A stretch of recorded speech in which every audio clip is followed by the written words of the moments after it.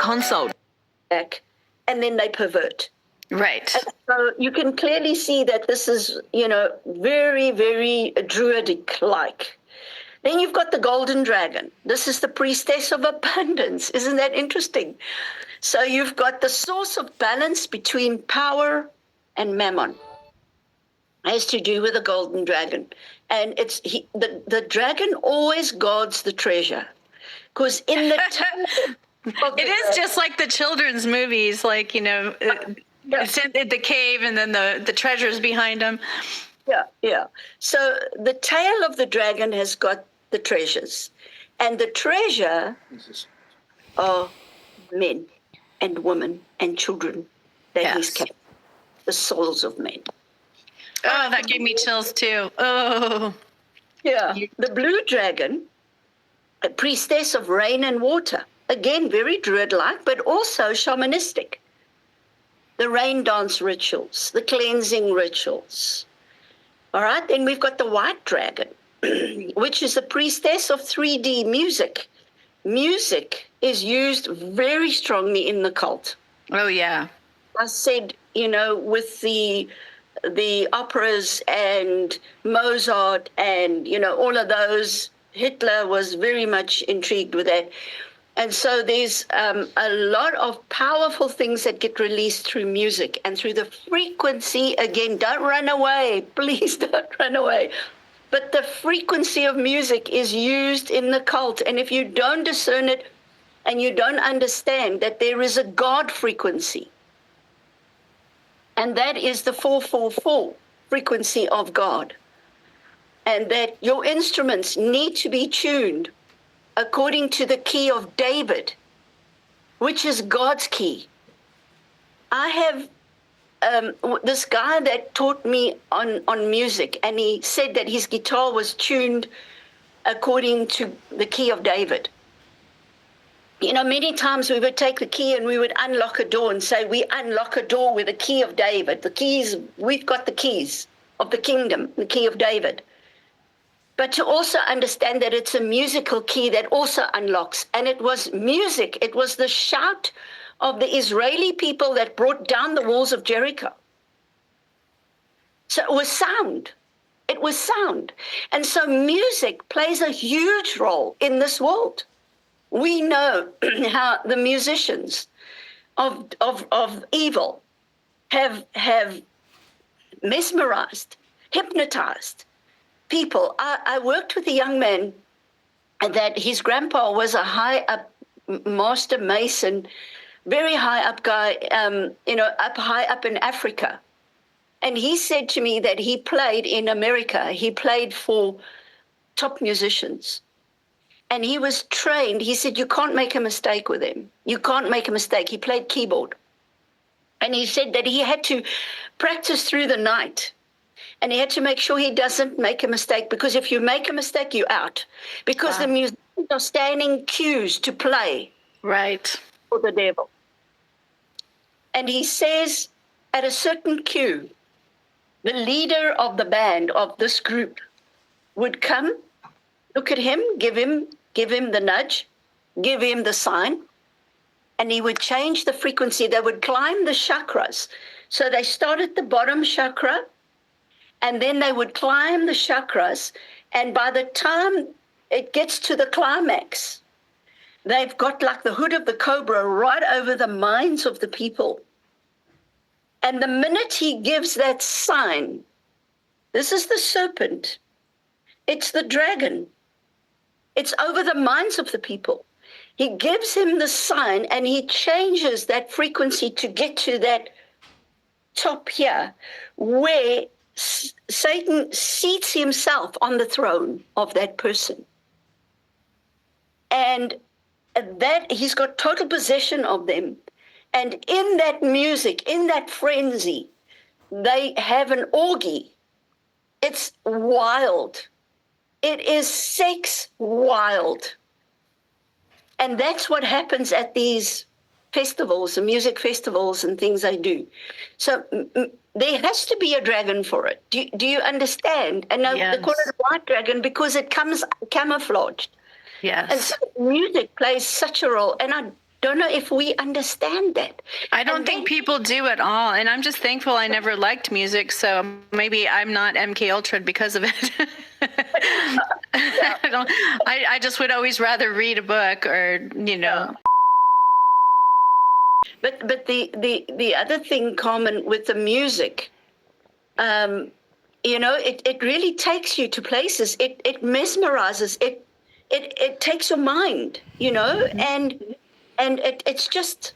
So it does it with little babies. They were recently showing this video of these babies just sitting there playing or whatever, and a certain thing would come on the television in the background. It's some little toddler show, and her voice would hit, and these kids like could be in the middle of eating, doing whatever, and they'd be like, like, and I mean, it's scary.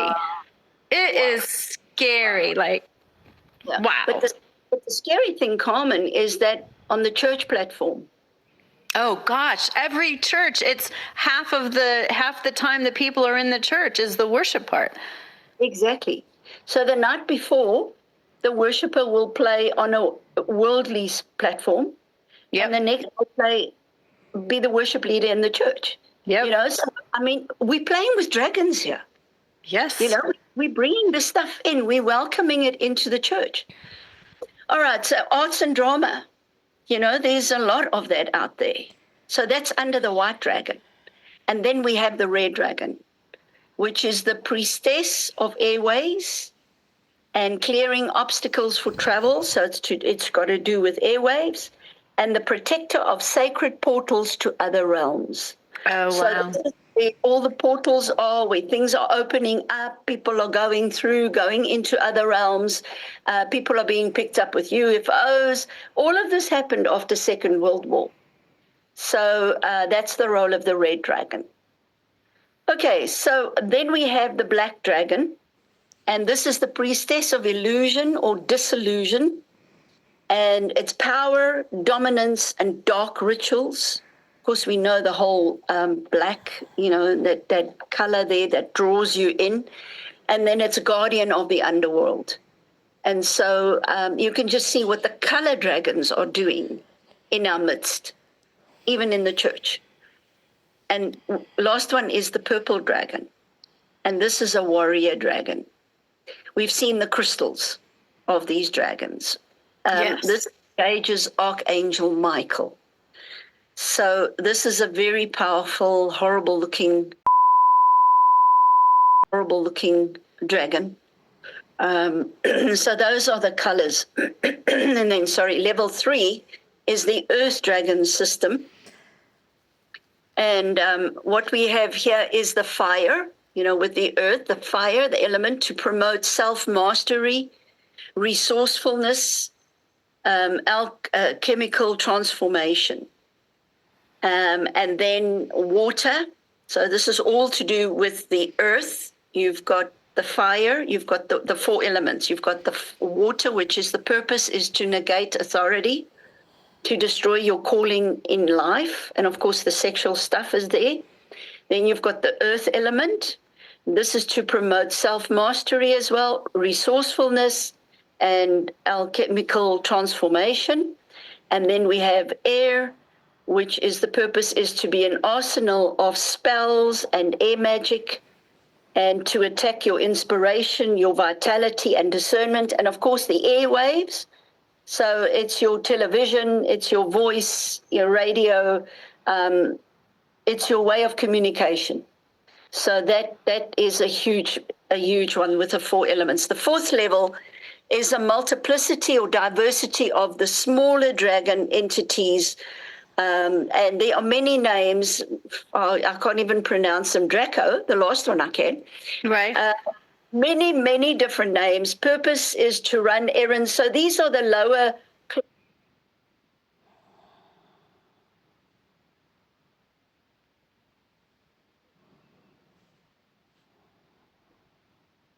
class dragons that do the dirty work and do the running around. The bullies. The school bullies. Don't focus on the many names, but on their role. And then a personal experience. Now, this is where I want to share with you where a client that was connected to an earth dragon.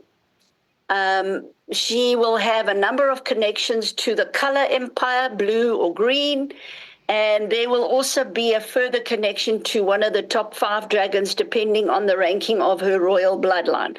Now, she is a royal with all 13 bloodlines that she's carrying. Poor girl. So it's pretty high. Okay, so I'm going to read her story, and then we wrap up. So what we have here is some of my earliest memories have involved dragons in various forms, from being sexually abused by them to being a dragon rider, to owning them, to being a dragon myself. I won't go into detail about the abuse, but the memories of being a dragon rider evoke the thrill of flying. You see, here's the fascination, the thrill of flying, of being one with the dragon and able to use its abilities, such as keen sight. She says, when you look like a dragon, those are the words she uses. It's like your vision. It's almost an eagle eye, but a counterfeit of the eagle that can pinpoint something very far away. The dragon eye can pinpoint something very far away. So that's the ability it has. Okay, and then it says, I remember being able to communicate with dragons through my mind telepathically. So there weren't words. It was mind-to-mind connection. I once remember my house being filled with all kinds of little dragons. Some were in dresser drawers, under the bed, in cupboards, etc. I thought they were so adorable, making their little puffs of smoke falling around everywhere. At other times, I had memories of falling and then being in a dark cave that felt like a nest of sorts with bones scattered on the floor. It felt like there was a dragon there, and it also felt like I was actually one too.